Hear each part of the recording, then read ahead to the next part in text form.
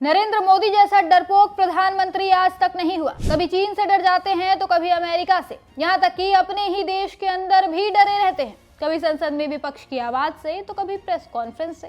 कभी जनता के एक भी सवाल का जवाब नहीं देते, बस मन की बात में अपनी तारीफ करते रहते हैं। और अब तो हद ही हो गई, कल शाम लोकसभा में अपनी ही स्पीच से डरकर भाग गए।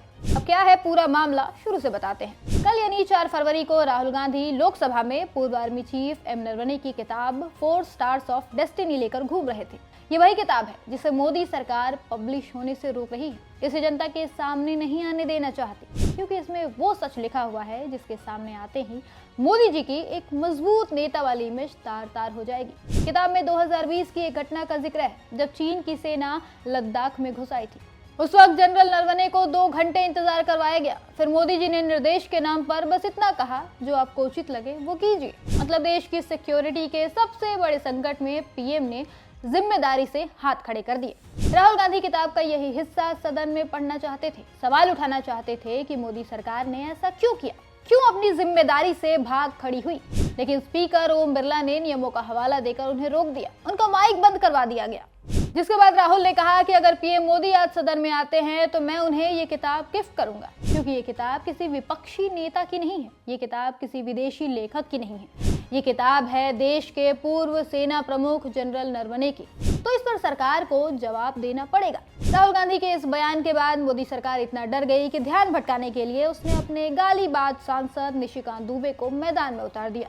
दुबे ने 6 किताबें लाकर कांग्रेस के नेताओं पर कीचड़ उछाला, जवाहरलाल नेहरू को गद्दार और अय्याश कहा, फिर इंदिरा गांधी पर घिनौनी बातें कही, उनकी आबरू पर कीचड़ उछाला, राजीव गांधी को लुटेरा कहा, सोनिया गांधी पर अश्लील कमेंट किए। कल सदन में जितनी गिरी हुई बातें की जा सकती थी, उससे भी कई गुना ज्यादा बीजेपी के सांसद निशिकांत दुबे ने कर दी। और हैरानी की बात तो ये रही कि उन्हें रोकने वाला भी कोई नहीं था। स्पीकर साहब, जिनके पेट में तुरंत दर्द उठने लगता है, राहुल गांधी अगर किसी किताब का जिक्र भी कर दे, उनके भी मुंह पर ताला लग गया था कल। तब सदन के किसी भी नियम का उल्लंघन होता नहीं दिखाई इन्हें।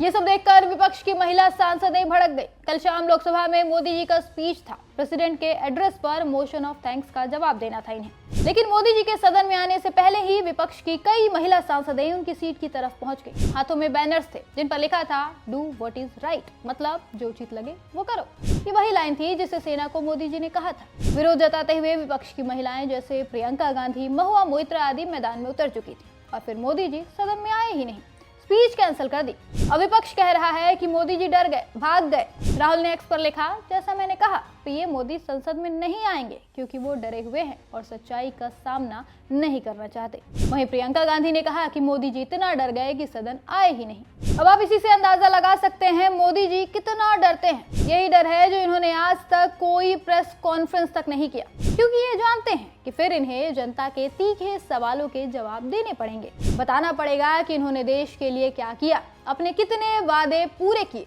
लेकिन ये जवाबदेही मोदी जी के लिए इतनी डरावनी है कि वो ये कभी कर ही नहीं सकते। ये पर्दे के पीछे छिपकर बस जनता का ध्यान भटका सकते हैं और कुछ नहीं।